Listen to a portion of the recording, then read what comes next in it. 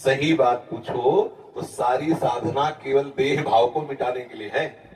देह भाव मिट्टी, जो भाव करो वही आनंद में डूबो, चाहे आत्मस्वरूप ब्रह्म भाव करो, चाहे भगवत भाव करके सखा सखी गोपी गोपाल जो चाहो भाव कर लो, क्योंकि आत्मस्वरूप कैसा भाव करो जैसा विचार करना। जैसे मानो एक सन्यासी है, वो आत्मस्वरूप को निर्गुण निर्विकार देख रहा है, अनुभव में आता है ना।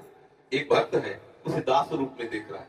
दास शरीर थोड़ी होता है, दास स्वरूप भाव में उसने भावना की भेद बुद्धि करके, और तो उसे दास सेवक भाव अनुभव हो रहा है।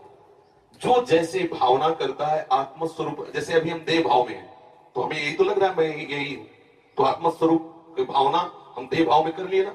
अब इसे हटाइए, आप जो भाव कीजिए। अंतिम समय यदि मृग का चिंतन करते हैं तो आत्मस्वरूप मृग स्वरूप में प्रकाशित हो जाता है।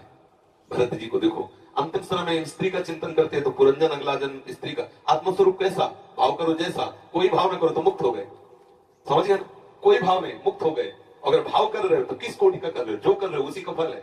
अपने लोग क्या भगवत भाव, अपने लोग क्या सखी भाव, अपने को सखा भाव, अपने को दास भाव, जो भाव करो सो वो आपको प्रभु ऐसे अनुभव, आत्मस्वरूप प्रभु है। और कोई भाव नहीं तो जीवन मुक्त हो गए।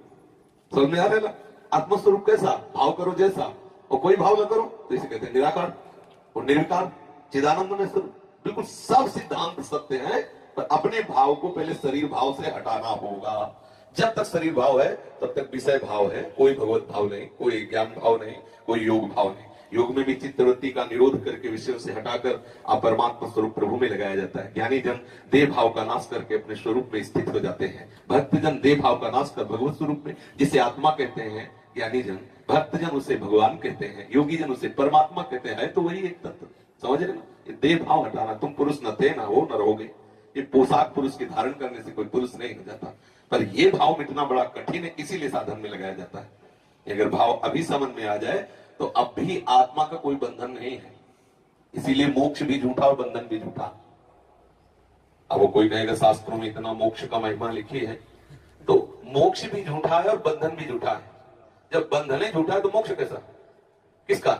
सहज स्वरूप मुक्त आत्मा का कभी बंधन हुआ ही नहीं तो झूठा ही तो है मोक्ष। बता, अब बताओ कभी आत्मा का बंधन हुआ क्या? कभी आत्मा का त्रिकाल में कहीं बंधन शास्त्र में लिखा हो तो मैं बताओ।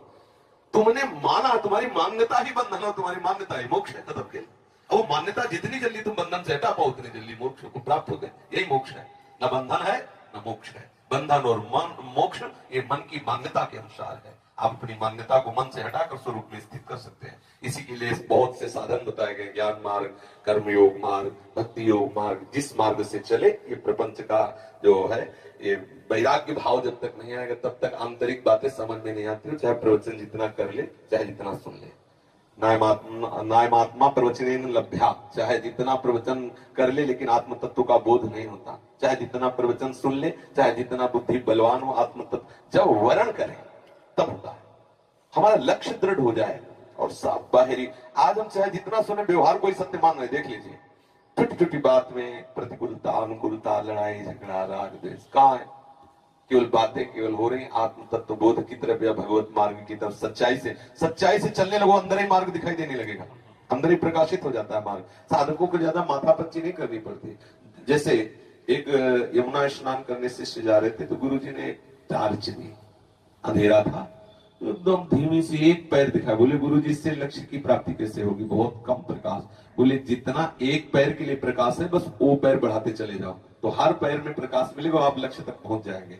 बस ऐसे ही हमें जो नाम मिला है, थोड़ा चिमचिमाहट सी लग रही है आनंद की, उतने भी आप चलना प्रारंभ कर दो, आपको लक्ष्य तक पहुंचा देगी। होता क्या है, हम इस बात में परेशान रहते हैं, ये मंत्र नहीं वो मंत्र, मंत्रों से कुछ नहीं होना, चिंतन से होना है। आप चिंतन सुधार लो, अभी ठीक हो, अभी आनंद आ जाएगा। कुछ न जपे, कुछ न जपे, कुछ न चाहे, जीवन मुक्त हो गए। ये जितना चाहे संन्यास मार्ग हो चाहे भक्ति मार्ग हो, ये जो नाना प्रकार की भागवतिक बातें हैं, ये विषय चिंतन मिटाने के लिए है। एक स्थिति ऐसी आती है, पूर्ण कृतकृत्यता का अनुभव होता है, वो जप वाला भी नहीं रहता। और संतों ने तो इतना कहा है कि आराध्य देव ही उसका जप करते हैं, वो तो पड़ा रहता है। आगे की स्थिति है, काहो के बल भजन को काहो के आचार, व्यास भरोसे कुंवर के सुवत पाव प्रसाद।